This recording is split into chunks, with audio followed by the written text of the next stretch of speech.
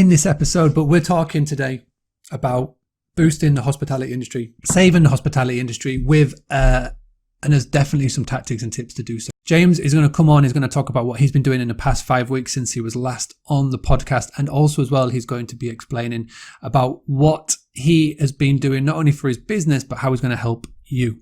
And he's got an idea and he's going to read it. He's going to tell everybody about it. And then we need you to action on it. All right, let's get on with the show. Well, I had a big empire. I don't know whether I've still got a big empire. That's the big question. I mean, yeah, I'm in a man that's pretty much spent his life in the hospitality and leisure sector. Can you just sort of explain your opinions on it and why you believe this is a good sign, specifically for people that are listening to this from the UK? First of all, the United Kingdom is obviously trusted around the globe as a great place to do business. And when you've got a country that has a majority moderate government, and I would say they are a moderate centre-right government, or even if you had a centre-left or a centrist government, when you've got a majority government that is not going to worry about a general election for 5 years, we sit comfortably in that position. Where we sit, Ireland have got a three-way situation going on there where no one's really got any power. We sit in a very comfy position that we have a majority government and we don't have to worry about that. That gives investors, i.e. outside money, pension funds, big proper money, faith to invest in the UK. And it's not just that, it's private investors, angel investors. They're looking to dump cash into the UK. You know, as a global brand, UK PLC is very trusted.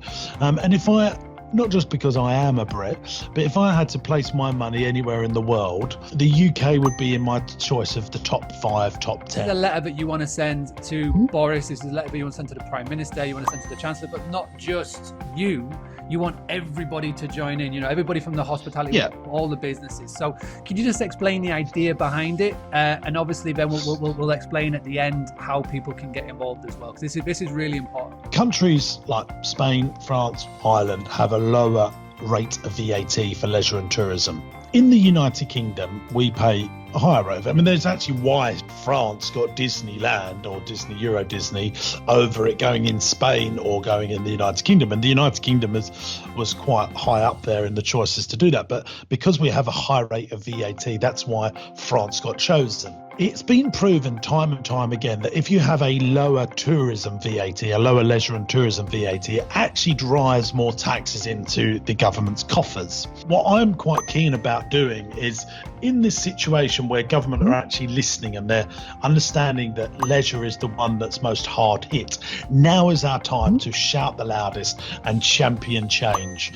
I think what's going to happen in the furlough scheme, I don't know if this is accurate and completely true, but my best guess is that the leisure and tourism sector will be able to furlough their staff for much longer than other sectors. What I'm really hoping for is that the government allow us to furlough our staff but allow them to work.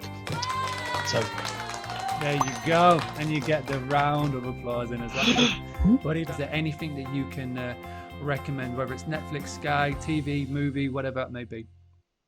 I watched Unorthodox on Netflix, which was flipping fantastic. That really opened my eyes. I love Peaky Blinders and I love Game of Thrones. They're my 3, but Unorthodox is the recent one I've watched. I thought it was fantastic.